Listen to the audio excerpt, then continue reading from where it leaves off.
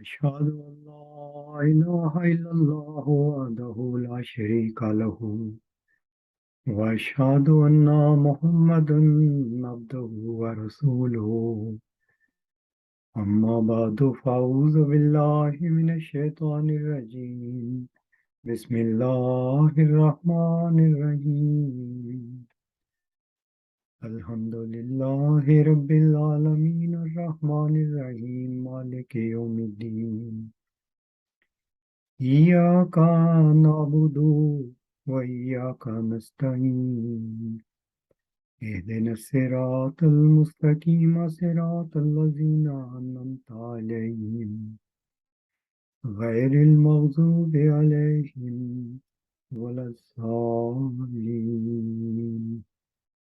آمین۔ آج کا خطبہ جمعہ حضرت عبدالغفار جمبہ صاحب کے اس پہلے خط کی نسبت ہے جو آپ نے اس وقت جماعت احمدیہ کے سربراہ مرزا طاہر احمد صاحب کو لکھا تھا۔ اس خط پر میں اپنے نقطہ نظر سے بات کہنے کی کوشش کروں گا۔ یہ خط 2 اپریل 1993 کو لکھا گیا۔ اس سے قریباً 10 سال قبل وسط دسمبر 1983 کو حضرت عبدالغفار جمبہ صاحب کو لاہور میں ذکی غلام کی نسبت غیب کی یہ خبر ملی تھی کہ وہ ذکی غلام مرزا بشیر الدین محمود صاحب نہیں بلکہ وہ آپ ہی ہیں۔ یہ خلاصہ میں اس سارے واقعے کا بتا رہا ہوں۔ اس کی تفصیل خود حضرت عبدالغفار جمبہ صاحب نے متعدد بار کی ہے۔ ابتدا میں قریباً 8 سال قبل میں نے جمبہ صاحب سے یہ سوال کیا تھا کہ آپ قریباً 10 سال یعنی 1983 سے لے کر 1993 تک آپ کیوں خاموش رہے؟ آپ نے اس وقت جو بھی مجھے جواب دیا تھا اس کا خلاصہ یہ ہے کہ 10 سال کا عرصہ مجھے علم الیقین سے حق الیقین تک لے آیا۔ یہ اس ساری باتوں کا خلاصہ ہے جن میں سے چند ایک میں آپ کے سامنے رکھوں گا بھی۔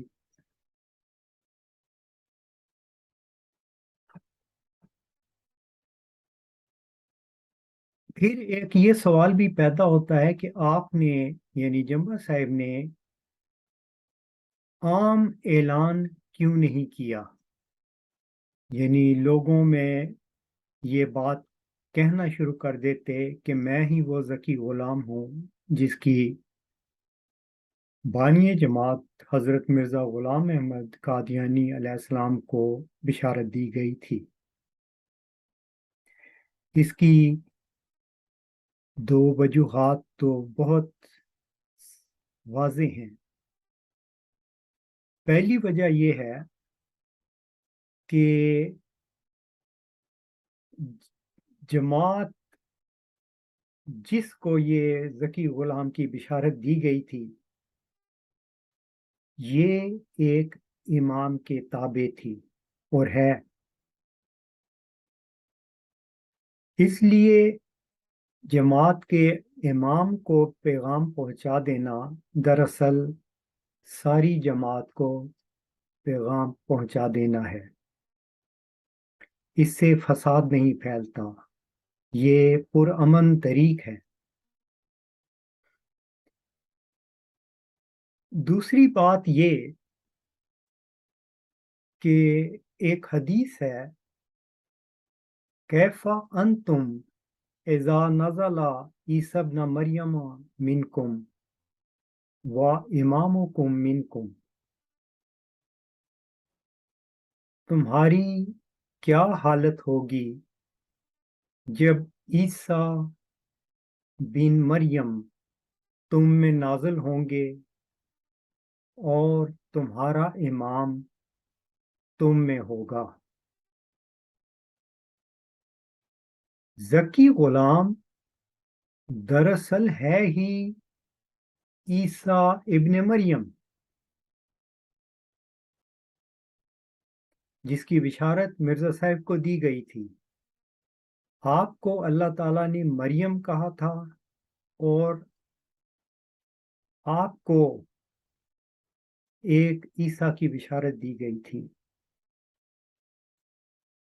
اور رسول کریم صلی اللہ علیہ وسلم نے یہ فرمایا تھا کہ جب عیسیٰ ابن مریم نازل ہوں گے تو باوجود اس کے کہ تمہارا امام بھی ہوگا، جیسا کہ اس وقت جماعت احمدیہ کی صورتحال ہے، تو جمبا صاحب ہی دراصل وہ ذکی غلام ہیں جن کو اللہ نے 1983 میں یہ خبر دی اور یہ حقیقت کھول دی کہ وہ آنے والا مبارک وجود تو ہی ہے،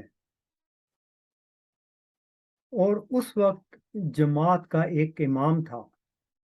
پہلی بات تو یہ دیکھیں کہ یہ ایک عظیم الشان پیش گوئی ہے رسول کریم صلی اللہ علیہ وآلہ وسلم کی، جو بڑے کھلے کھلے رنگ میں پوری ہوئی، اور رسول کریم صلی اللہ علیہ وسلم کی صداقت کا کہ آپ کو اللہ نے غیب کا علم دیا تھا ایک بہت بڑی نشانی ہے، لیکن یہ تقوی رکھنے والوں کو یہ چیزیں محسوس ہو جاتی ہیں، وہ جان جاتے ہیں۔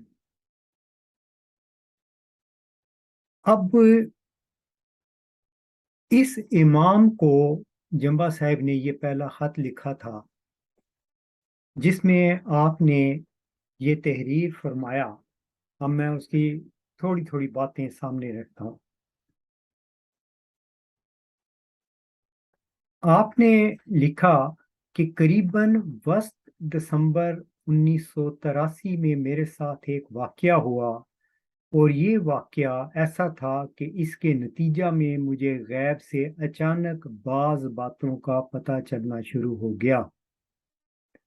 اب دیکھیں جمبا صاحب صاف لکھ رہے ہیں کہ مجھے غیب کی خبریں دی گئیں، اور غیب کی خبریں جس کو دی جاتی ہیں قرآن کریم اس کو کیا کہتا ہے؟ غور کرنے والے اس بات پر غور کر سکتے ہیں۔ پھر آپ نے مرزا طاہر احمد صاحب سے کہ وہ امام جماعت تھے استفسار کیا، اور بہت نیک گمان کرتے ہوئے استفسار کیا کہ لوگ ان باتوں کو مانیں یا نہ مانیں، لیکن خلیفہ وقت ان باتوں کی تصدیق فرمائے گا۔ یہ نیک گمان تھا جو جمبا صاحب کا تھا، لیکن یہ نیک گمان جو تھا درست ثابت نہیں ہوا، کیونکہ جو جواب مرزا طاہر احمد صاحب کی جانب سے آیا وہ منصفانہ نہیں تھا، وہ مدلل نہیں تھا، وہ بہت اور چیزیں اپنے اندر کشیدہ رکھتا تھا، جس کے آگے جا کے وضاحت کروں گا۔ یہاں پر جمبا صاحب نے یہ سوال اٹھایا کہ ان معلومات کا، یعنی یہ جو غیب کی باتیں مجھ پر کھولی جا رہی ہیں، ان کا ذریعہ کیا ہے، ان کا منبع کیا ہے، یہ بہت ہی صاف علمی سوال ہے۔ آپ نے خود ہی تحریر فرمایا کہ 3 چیزیں پاسبل ہیں، یا میرا نفس مجھے دھوکہ دیتا ہے، نمبر 2، یا یہ باتیں میرے غور و فکر کا نتیجہ ہیں، نمبر 3، یا یہ واقعی ہی غیب کی خبریں ہیں جو اللہ تعالیٰ نے مجھ پر کھولی ہیں۔ اور اس پر آپ تینوں امور پر آپ تبصرہ کرتے ہیں کہ پہلی بات، جہاں تک نفس کا معاملہ ہونے کا تعلق ہے، میں نے اسے بہت ٹٹولا اور اب بھی ٹٹولتا ہوں، لیکن جب بہت ساری باتوں پر یکجائی طور پر نظر دوڑاتا ہوں تو مجھ پر یہ واضح ہو جاتا ہے کہ یہ معلومات میرے نفس کی طرف سے نہیں ہو سکتی۔ اچھا، یہ تو ہے جو آپ نے تجزیہ کیا۔ پھر ایک دوسرا پہلو اس میں عام رکھ دیا کہ لیکن اگر کسی نے ثابت کر دیا کہ ایسی باتیں نفس کی طرف سے ہونا ممکن ہے تو مجھے ماننے میں کوئی اعتراض نہیں ہوگا۔ یہ ایک صادق کی نشانی ہے، یہ صادق انسان ہی ایسی بات کہہ سکتا ہے۔ لیکن بغیر دلیل کے مجھ میں اتنی طاقت نہیں کہ میں ان باتوں کو اپنے نفس کی طرف منسوب کروں، کیونکہ میری پہلی زندگی میں کبھی خواب میں بھی ایسی باتوں کا تصور نہیں گزرا۔ پھر میرے نفس نے میرے ساتھ اس طرح اچانک مکالمہ شروع کر دیا۔ یہ بڑی مدلل بات ہے جو کی گئی تھی اور جو مرزا طاہر احمد صاحب کے سامنے رکھی گئی۔ دوسری بات آپ نے کہی کہ میرا غور و فکر کا نتیجہ ہے یہ، تو اس پر آپ نے لکھا کہ یہ علوم، یعنی یہ جو غیب کی باتیں مجھے بتائی گئیں، ان پر مجرد عقل ان گہرے اسرار تک پہنچ ہی نہیں سکتی۔ بہت سے لوگ شاید اس بات کو کی حقیقت تک نہ پہنچ سکیں، میں اپنے نقطہ نظر سے اس کو واضح کرنے کی کوشش کرتا ہوں۔ دیکھیں، عقل کے سہارے آج تک دنیا میں بڑے سے بڑا صاحب علم انسان وہ کائنات کی اصل حقیقت نہیں بتا سکتا۔ یہ کیوں کر وجود میں آئی؟ آج تک یہ سوال اسی طرح قائم ہے جس طرح آج سے ہزاروں سال پہلے تھا۔ انسانی عقل اس کو اس امکانی جگہ تک لے آتی ہے کہ اس کائنات کا کوئی پیدا کرنے والا ہونا چاہیے۔ وہ کبھی بھی انسان کو اس جگہ تک نہیں لا سکتی کہ وہ ہے، اس لیے کہ جب تک وہ خالق اپنی ذات کا علم نہ دے، وہ اپنے آپ کو ظاہر نہ کرے، اس وقت تک حق الیقین کا مرتبہ انسان کو حاصل ہی نہیں ہوتا، ناممکن ہے۔ اسی چیز کو خود قرآن نے ان الفاظ میں بیان کیا ہے کہ نظریں اس تک نہیں پہنچتی لیکن وہ نظروں تک پہنچ جاتا ہے۔ یعنی یہ اللہ کا فضل ہی ہوتا ہے، وہ جس پہ چاہتا ہے کر دیتا ہے۔ اور یہ جمبا صاحب کا معاملہ بھی ایسا ہی معاملہ تھا جو آپ نے مرزا طاہر احمد صاحب کے سامنے رکھ دیا. اچھا، اب تیسری جو چیز تھی جو آپ نے یہ مرزا طاہر احمد صاحب کے سامنے رکھی، وہ یہ تھی کہ اللہ تعالیٰ کی نصرت، اس کا مکالمہ ہے جو اس نے مجھ پر کیا. تو اس کے بارے میں بھی آپ نے پھر 3 چیزیں سامنے رکھی کہ میں کیوں یہ یقین رکھتا ہوں کہ یہ اللہ تعالیٰ کا مکالمہ ہے. پہلی وجہ یہ ہے جو آپ نے لکھی کہ جب یہ علم مجھے غیب سے ملنا شروع ہوا تو میں نے اپنی کمزوریوں کی بدولت اس میں شک کیا، لیکن غیب سے مجھے شک کرنے سے منع فرمایا گیا.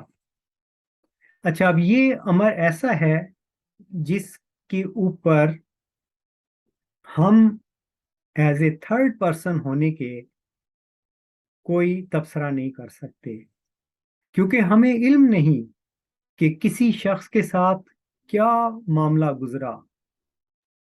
یہ صرف جمبا صاحب کی نسبت نہیں، ہر ایک برگزیدہ بندے پر یہ سوال اٹھایا جا سکتا ہے.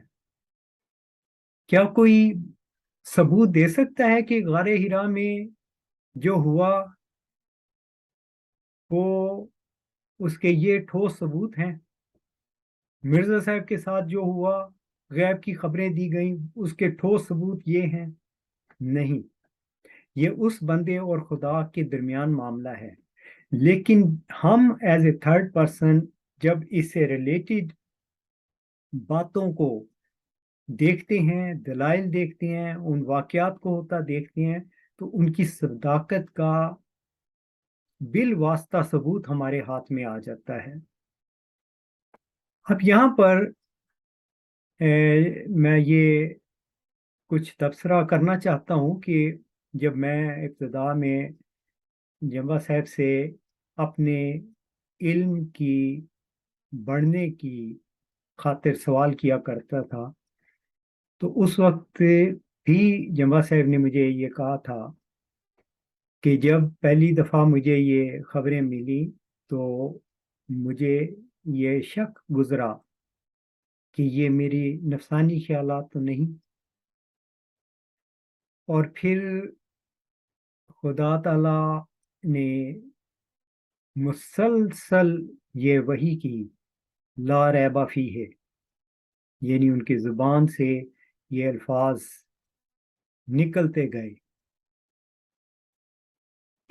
یہ ایک واقعہ ہے. دوسری چیز جمبا صاحب نے بتائی کہ جب لاہور سے واپس ربوہ آئے، یہ دسمبر 1983 کی باتیں ہیں، تو کیونکہ مذہبی علم تھا نہیں، نہ کوئی کتابیں تھیں، تو انہوں نے غالباً اپنے بڑے بھائی جو مربی صاحب تھے ان سے کتاب منگوائی، تذکرہ. اور مجھے اچھی طرح یاد ہے کہ آپ نے مجھے بتایا کہ میں نے خدا سے یہ دعا کی کہ اے خدا مجھے کھلے کھلے صاف صاف طریق سے بتا، کیونکہ میں اس میدان کا کھلاڑی ہی نہیں ہوں. تو خدا تعالیٰ نے مختلف طریقوں سے اس چیز کو ایسے واقعات ظاہر کیے جس سے رفتہ رفتہ حق الیقین کا مرتبہ جمبا صاحب کو حاصل ہوا.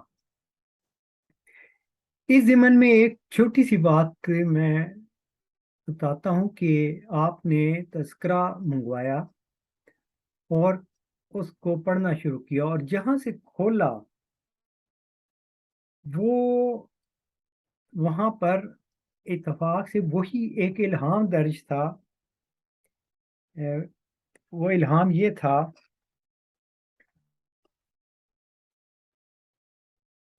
انی معکما اسمع و ارا. اب یہ جو الہام ہے یہ بیسیکلی بنیادی طور پر قرآن میں درج ہے کہ اللہ تعالیٰ نے حضرت موسیٰ علیہ السلام اور حضرت ہارون علیہ السلام کو کہا کہ تم دونوں فرعون کے پاس جاؤ، میں تم دونوں کے ساتھ ہوں، میں سنتا ہوں اور دیکھتا ہوں۔ یہی الہام مرزا صاحب کو ہو رہا ہے، انی معکما، میں تم دونوں کے ساتھ ہوں۔ تو تم دونوں سے کیا مراد ہے؟ جمبا صاحب کہتے ہیں کہ مجھے خدا نے بتایا کہ اس جگہ اس لمحے خدا نے مجھے یہ خبر دی کہ دونوں سے مراد ایک حضرت مرزا غلام احمد قادیانی ہے اور دوسرا میں ہوں۔ اچھا، اب ہم اس بات کے تیسرے حصے کی طرف چلتے ہیں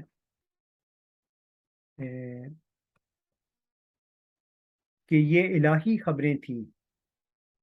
تو دوسرا پوائنٹ جو جمبا صاحب نے لکھا کہ دوسری وجہ کہ میں اس کو واقعی غیب کی خبر سمجھتا ہوں یہ ہے کہ جب مجھے یہ علم حاصل ہوا تو میں نے اسے قرآن مجید، احادیث صحیحہ اور حضرت مسیح علیہ السلام کے الہامی کلام اور آپ کے اپنے کلام کے مطابق پایا، یعنی یہ ساری چیزیں تصدیق کرتی تھیں۔ اب ہم اس کو دیکھتے ہیں کہ قرآن کریم کس طرح تصدیق کرتا ہے۔ قرآن کریم میں میں اس وقت دو حوالے دوں گا۔ قرآن کریم میں ایک جگہ آتا ہے جسے ہم میثاق النبیین کہتے ہیں، اور اس وقت کو یاد کرو جب اللہ نے سب نبیوں والا پختہ عہد لیا تھا کہ جو بھی کتاب اور حکمت میں تمہیں دوں گا، پھر تمہارے پاس کوئی ایسا رسول آئے جو اس کلام کو پورا کرنے والا ہو جو تمہارے پاس ہے، تو تم ضرور اس پر ایمان لانا اور اس کی مدد کرنا۔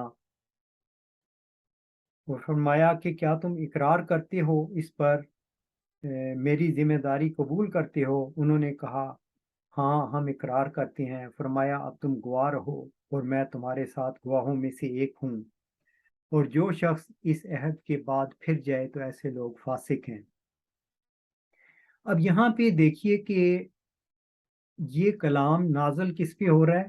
رسول کریم صلی اللہ علیہ وسلم پر، اور آپ سے کہا جا رہا ہے کہ جب بھی کوئی رسول آئے اور اس کلام کو پورا کرنے والا ہو جو تمہارے پاس ہے۔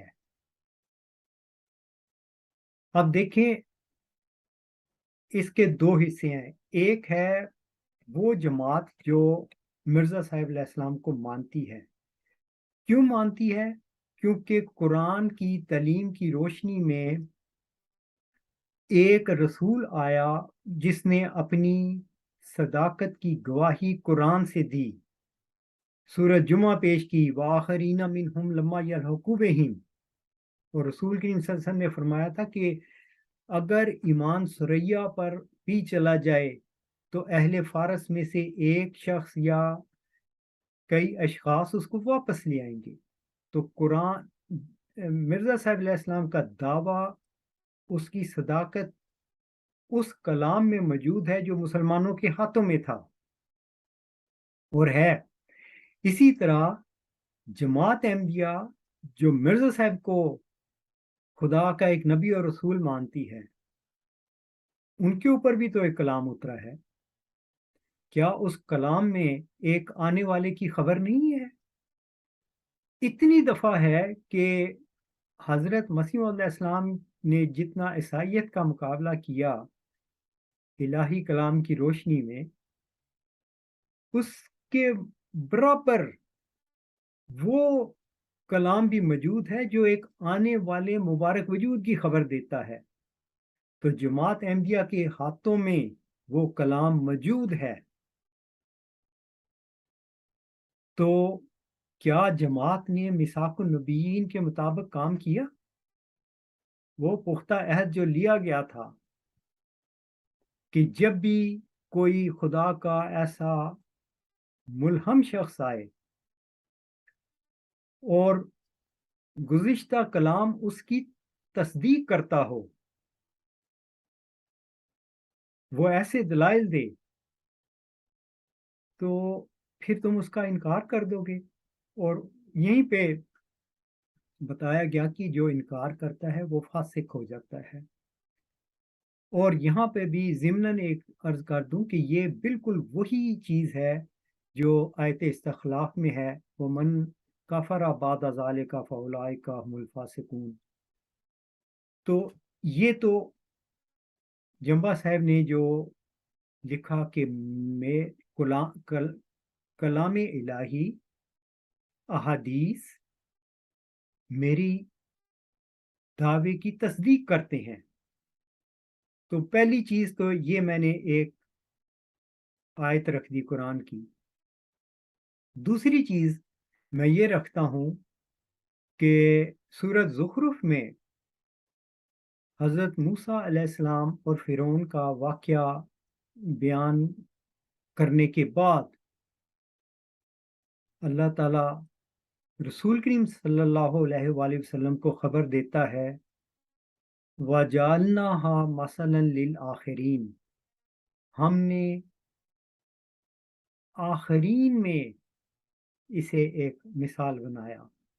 اب رسول کریم صلی اللہ علیہ وآلہ وسلم کے بعد آخرین میں اب 1500 سال گزر گئے، کیا کوئی ایسا واقعہ گزرا؟ ہاں، اب گزرا ہے جب جمبا صاحب نے پہلا خط مرزا طاہر احمد صاحب کو لکھا۔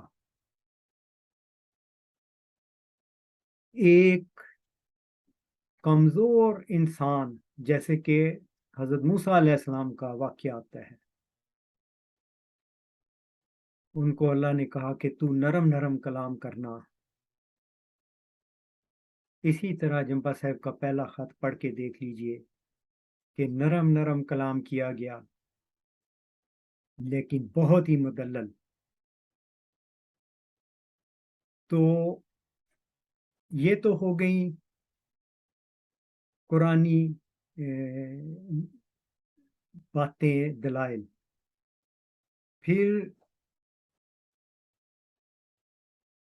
رسول کی صلی اللہ علیہ وسلم کی حدیث جو اوپر میں نے ذکر کیا تھا، کیفا انتم اذا نازل عیسی ابن مریم منکم و امامکم منکم، تمہاری کیا حالت ہوگی جب عیسیٰ ابن مریم نازل ہوں گے اور تمہارا امام تم میں موجود ہوگا۔ تو جماعت احمدیہ کا ایک امام اس وقت تھا مرزا طاہر احمد صاحب، تو ایسی حالت بگڑ چکی تھی کہ اللہ تعالیٰ کو ایک ذکی غلام بھیجنا پڑا، یعنی قوم یہودیانہ رنگ اختیار کر چکی تھی، اور یہ کھلا کھلا ثبوت ہے۔ اس کے اوپر الگ ایک بحث ہو سکتی ہے کہ کس وجہ سے یہ قوم یہودیانہ رنگ اختیار کر چکی ہے۔ تو یہ اب حدیث بھی پوری ہو گئی، اس کے علاوہ بھی احادیث ہیں۔ وہ قوم یا امت کیسے ہلاک ہوگی جس کے شروع میں درمیان میں مہدی اور آخر میں عیسیٰ ابن مریم ہیں، اور ان کے درمیان ایک جماعت ہے جس کا مجھ سے کوئی تعلق نہیں اور میرا ان سے کوئی تعلق نہیں، ایک جماعت ہے، یہ وہی جماعت ہے امامکم منکم۔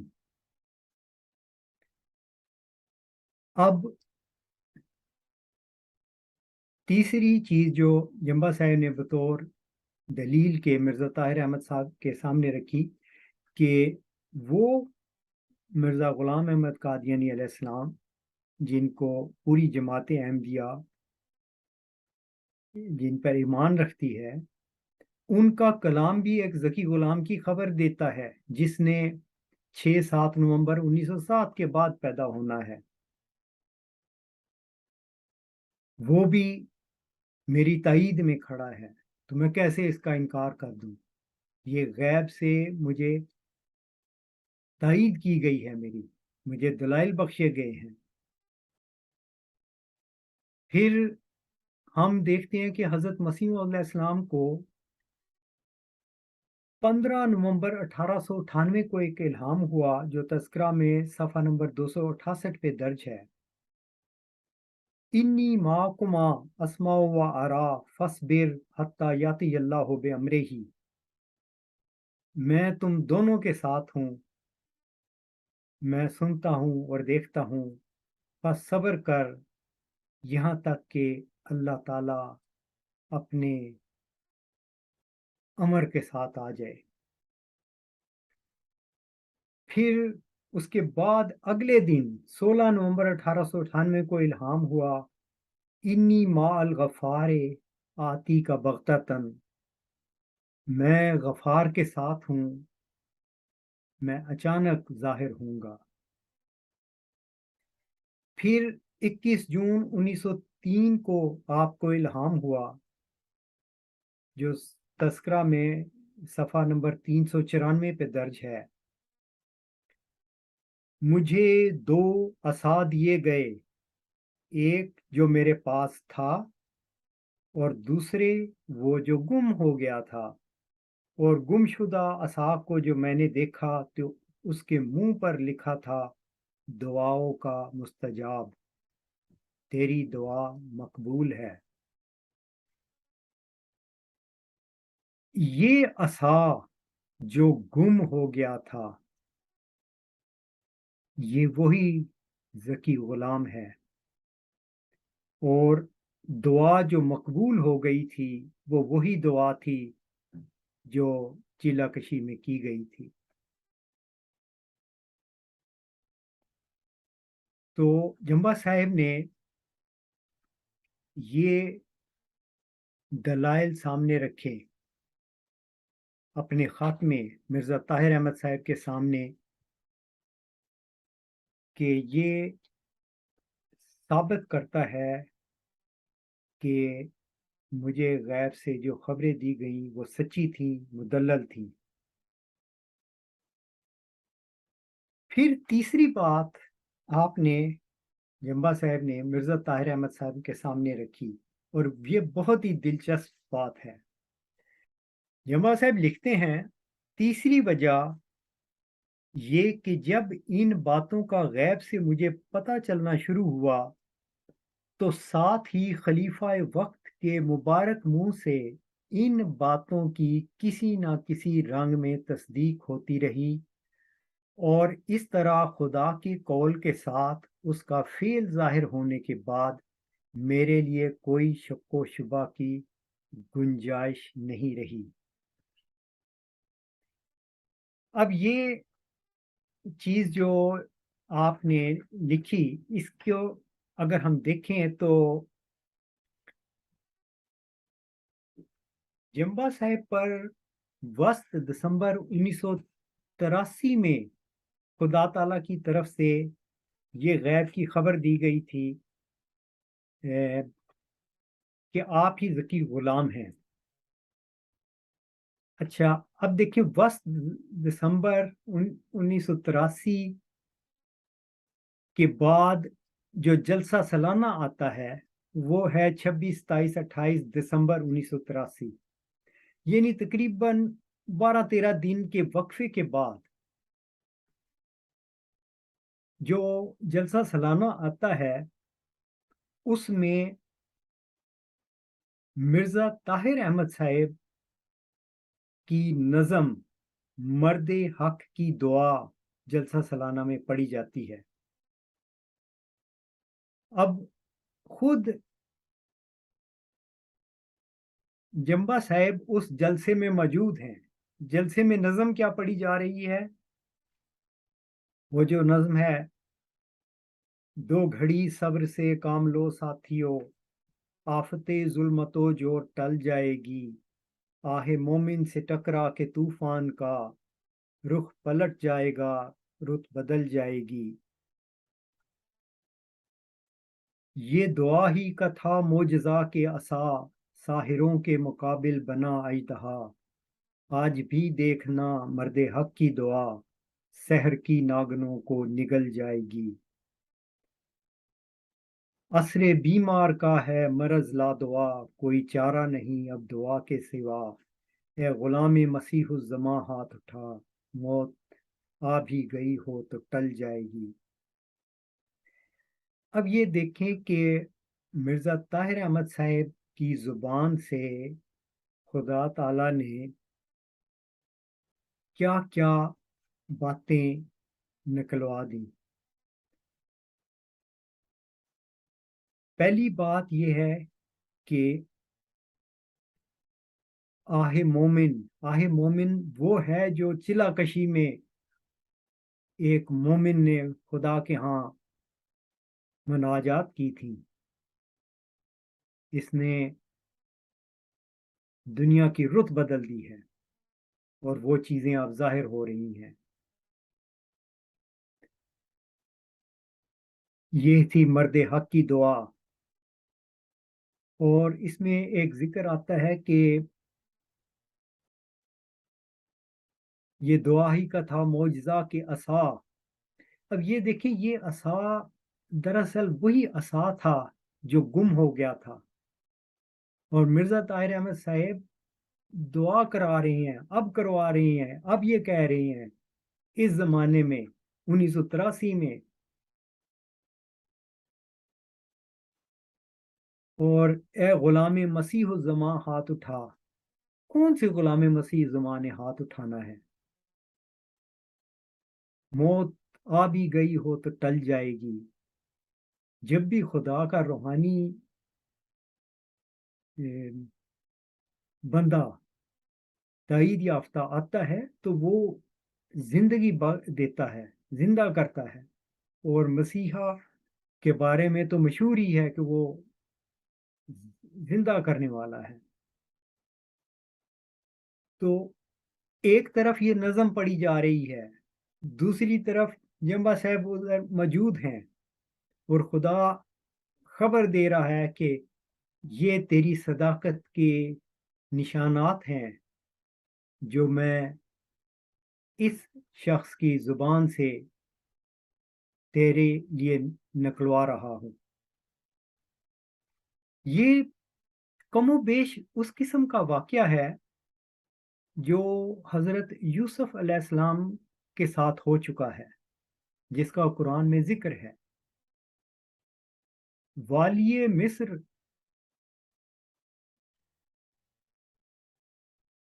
اس کے منہ سے یا اس کو خدا نے سچی خوابیں دکھائیں، مگر اس کی تعبیر کس نے کی؟ حضرت یوسف علیہ السلام نے. یہاں بھی مرزا طاہر احمد صاحب کے منہ سے خدا نے سچی باتیں نکلوائیں، اور اس کی کس کے لیے نکلوائیں؟ اس بندے کی صداقت کے لیے، اور اس کی تعبیر بھی اسی بندے نے کی. تو یہ اس طرح کے بہت سے واقعات جو پے در پے ہو رہے تھے، یہ وہ 10 سال کا عرصہ تھا جو جمبا صاحب نے 1983 سے 1993 تک گزارا، اور پھر یہ سارا معاملہ امام جماعت کے سامنے رکھ دیا. امام جماعت نے اس پر کیا رد عمل شو کیا، انشاءاللہ اگلے خطبہ میں اگر توفیق ملی تو اس پر کچھ تبصرہ کروں گا. وآخر دعوانا ان الحمد للہ رب العالمین.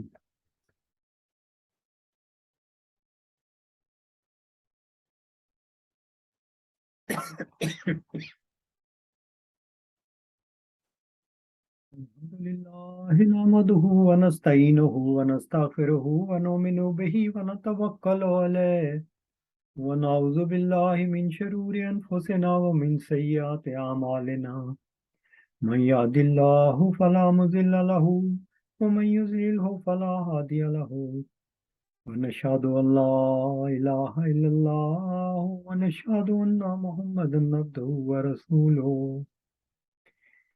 عباد الله رحمكم الله إن الله يأمركم بالعدل والإحسان وإيتاء ذي القربى وينهى عن الفحشاء والمنكر والبغي يعظكم لعلكم تذكرون اذكروا الله يذكركم وادعوه يستجب لكم ولذكر الله أكبر